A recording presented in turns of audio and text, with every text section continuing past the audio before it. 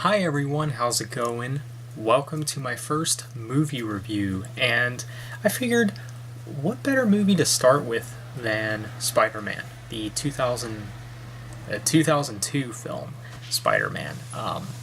So yeah, I'm going to be talking about this one and what are my initial thoughts on this film. I like it. I think it's very, very good.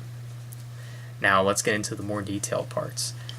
Okay, well, this was technically the first Spider-Man movie that I've seen. It's a very appropriate first, because it's not only the start of the Tobey Maguire trilogy, but it's also one of the first ones to ever come out. I don't remember if there was a Spider-Man film before this one. I feel like there was, but I could be wrong. Now, for the longest time, this used to be my favorite Spider-Man movie, and so before I really get into it, I do want to share my history. I've been a Spider-Man fan for pretty much all my life. I mean, ever since I was a really young kid, since I was like 6 or 7 years old or something like that. I was more in preference to Batman before. I think Batman was something. I was into Batman more than I was into Spider-Man, during my preschool years.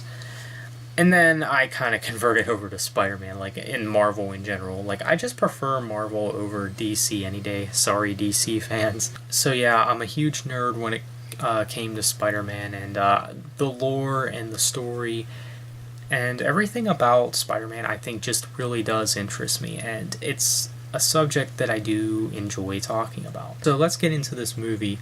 Now, this film it's not perfect, but it's far from bad. One of the things that I've noticed about this Spider-Man movie, and I guess this was always one of the things I've actually liked about Spider-Man, not just as a character, but the films themselves, but the story is quite simple. It's kind of like that cliche, kind of usual crime fighting, superhero thing that's going on with this one. I feel like that's more of a thing in this film than the last two. And some people might consider that a good thing, maybe a bad thing. Because I know I know a lot of the more modern Marvel films today are not so focused on fighting bank robbers and things like that. The Spider-Man films are. And of course, with someone like me who has a pretty low attention span, and someone who I guess doesn't like super complex storylines that's really hard to follow, Spider-Man kind of hits the spot for me as far as the storyline goes. And yeah, this is when Tobey Maguire was Peter Parker in Spider-Man. And in my personal opinion, I thought that he was the best Peter Parker out of all the Spider-Man movies. Not Andrew Garfield, not Tom Holland, or whatever his name is. I like Tobey Maguire the best. I mean, I thought Tobey Maguire was the man back in the day. No one's cooler than this guy. Because I was just such a super huge fan of the entire trilogy whenever I was 11 years old, which was when the third one came out, I think.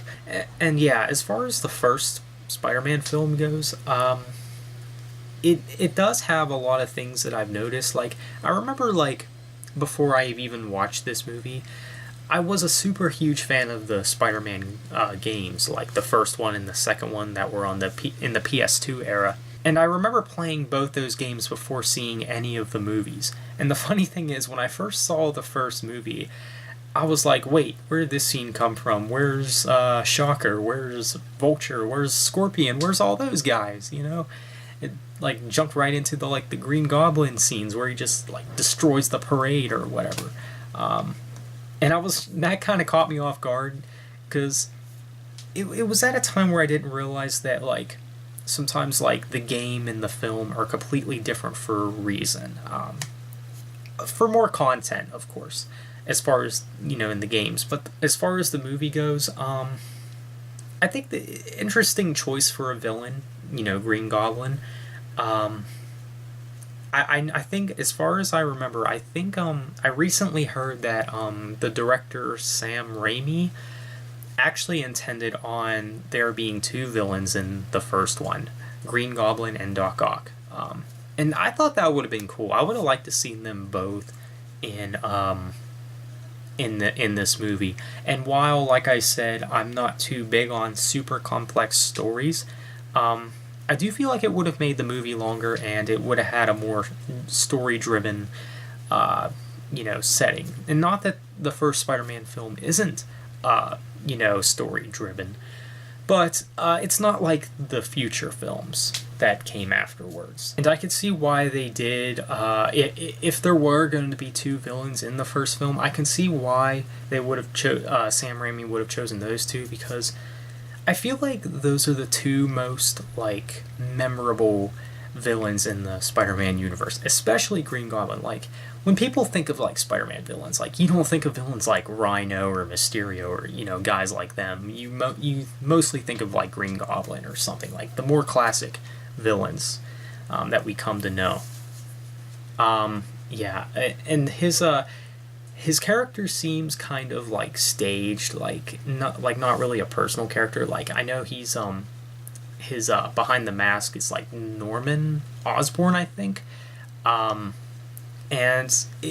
when he has the mask on and the Green Goblin suit on, it seems like he is like a completely different person. Like, I think about the one scene where, like, the mask is like talking to him per se, and that part kind of like really. I had so many questions about that scene. I was like, I don't know if that's like a voice in his head necessarily, or if it's actually the mask. Like, something that I've just never understood. Now, granted, I was really young when I saw this Spider-Man movie.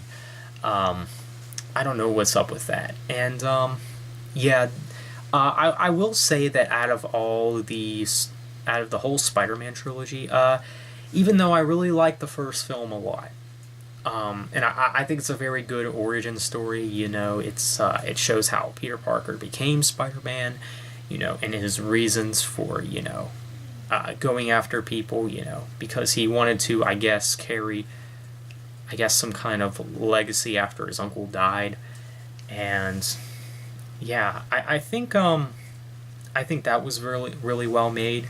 And I think in that perspective, and I could see where they were trying to go for with that.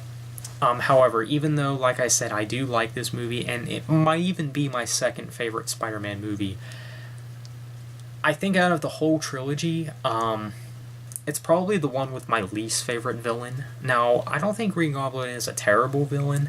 I just think that the other villains in the other films are just better. I think Green Goblin's character is kind of like I said before about the usual crime fighting thing, his character's kind of mediocre. Like, he doesn't have like like, the villain just doesn't seem like real personal with Spider-Man himself. And yeah, I that's one complaint that I had, and that's one of the reasons why Green Goblin is probably my least favorite villain out of the whole trilogy. But he's pretty good, and he does get the job done. It does work for the film, and it's definitely passable, I would say. So overall, Spider-Man, definitely a great first Spider-Man film. Green Goblin is an excellent choice for a villain for the first film. And there's one thing that I have noticed, and it's not just with this Spider-Man movie, but it's all of the origin ones, like even the first Amazing Spider-Man, etc. But like, I noticed, like, how is it that like all these supervillains like came to be after Spider-Man became a thing? Like, were there any supervillains like before like Spider-Man even became Spider-Man? Or if it's just like one of those things where it's like, oh, look at that superhero out there, guess I better up my game as a crime committer or something like that. I'm gonna become like Rhino or Scorpion or something like that. Like, where did these guys like come from? Like, do they, like, are they pre Spider-Man, or did they just come after Spider-Man? That's a good question too. But I don't know. But yeah, I do like the first Spider-Man film overall. If you are a Spider-Man fan, you should have this one in your personal collection, I think. And I encourage you guys go back and watch it if you haven't watched it in a long time. And I think one of the reasons why this one used to be my favorite is because it's the one with the most action. Like, you saw Spider-Man, in his suit a lot. Like, it was very present in the film. But again, this Spider-Man film focuses more on like the crime fighting thing. Like, it's not very story driven as the other ones are.